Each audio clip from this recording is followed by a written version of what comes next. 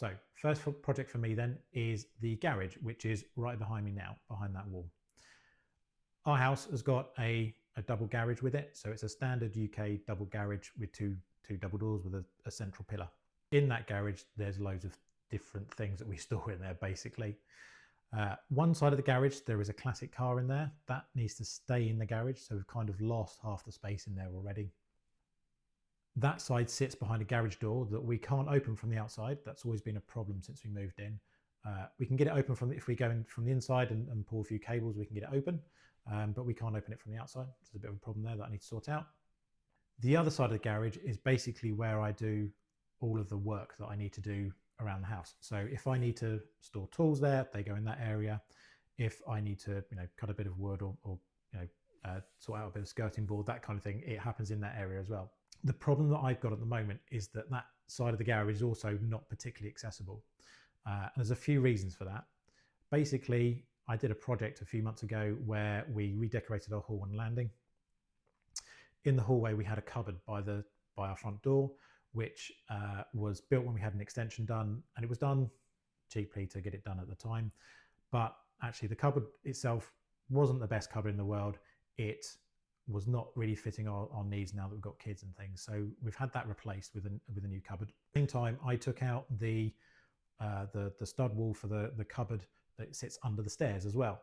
So that cupboard was fairly small, didn't cover the length of the stairs. So that's been taken out and extended out. And we've had another cupboard fitted in there at the same time as we had the cupboard at the bottom of the stairs replaced as well. What that means is that essentially I've got a load of waste from that piece of work. So I've got a wooden cupboard indoors, or wooden doors for a cupboard, sorry. I've got plasterboard from under the stairs. I've got some stud work wood as well. And then just general bits that go along with that. There was loads of shelving brackets that came off the wall, carpet trim, loads of nails that can be recycled, bits of carpet and that kind of thing. As well as putting it back into place, I had to get some more plasterboard and cut that up, and I've got some offcuts from that as well. Whilst that's been going on, we've also been doing some tidying in the house. We've had Christmas as well. So we've ended up with a load of different junk inside that garage, basically, that is waiting to go to the tip. So that is just general household waste, some fabrics to be recycled. We've got an old ironing board and an old clothes area. There is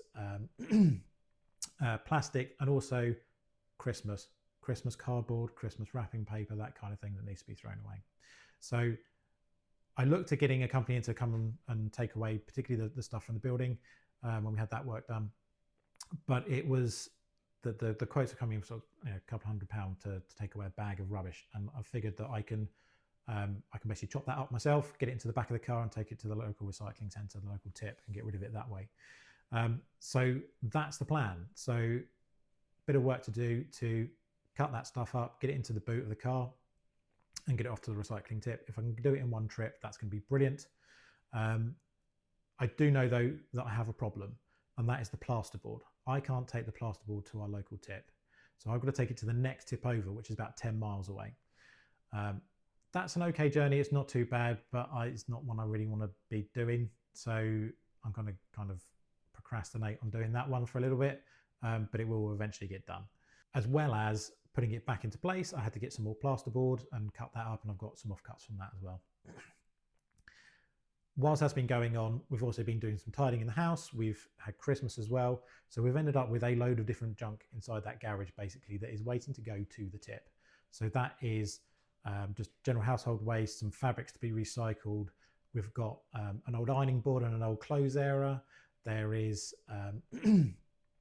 plastic and also Christmas cardboard, Christmas wrapping paper, that kind of thing that needs to be thrown away.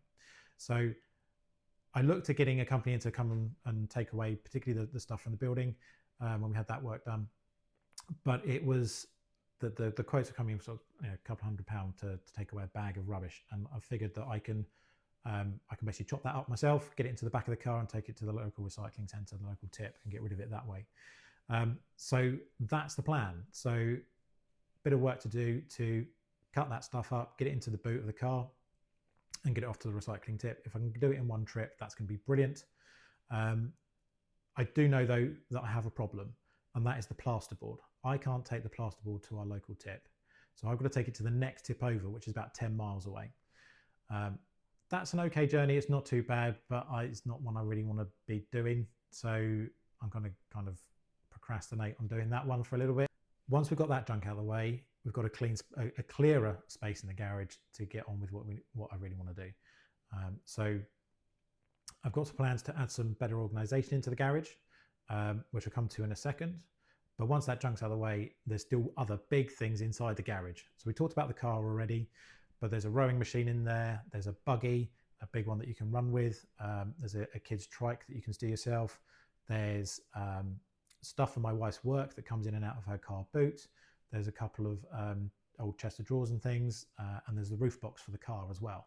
So lots of big things that take up a lot of space as well. In terms of storage, at the minute, all I've really got is some old kitchen cupboards that sit on the floor with a countertop on top. And previous owners have put some shelves high up inside the garage, which are all pretty much full. The countertop is covered in my tools and is in a bit of a state. And most of the kitchen cupboards are all full up as well. So what I'm planning to do is basically clear some space. I've got 3 sets of big metal shelves that I can assemble and put in place in the middle of the 2 garages. So between where 2 cars would normally sit, if you can think of it that way. The problem I've got though is in that space, there's things there already. So I need to move some stuff out and put the shelves in, move those things back onto those shelves. So those bits in the middle are just general bits of life that I've accumulated and I need to sort out. Again, a few things that need to be thrown away or sold, but also in there's a pile of wood that came from it was left over from the project to do the hallway and under the stairs cupboard. They seemed to order loads more wood than they actually needed to, and we're going to throw it away. And I said, no, I will keep that and do something with it. So my plan is basically at some point I will probably make some kind of bench seat that fits into my daughter's bedroom, so we can use that for bedtime stories, that kind of thing in the evenings. Also on the floor, I have some leftover wood from a project to build our shed, which I did about 6 years ago, and it's still sat on the floor laying there to keep it flat. That wood is basically some 4x4, not 4x4, sorry, 44mm squared pieces of wood, which are used for the supports inside the shed.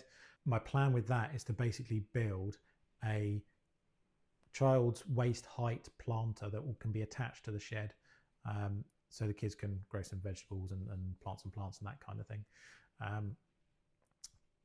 I've got enough wood there definitely to do the legs and the frame of that, but I don't think I have enough wood to do the sides and things, so I might need to buy some more things into that. So that'll probably come up in another project video later on. Once I can clear some space, I've also got some shelving brackets to put another shelf above the countertop, and the idea is the things that are on the countertop will get organised into nice neat rows on that shelf and will stay there instead. So that's the overall plan. Hopefully it will all come to fruition, and so next video will be me getting started on that project.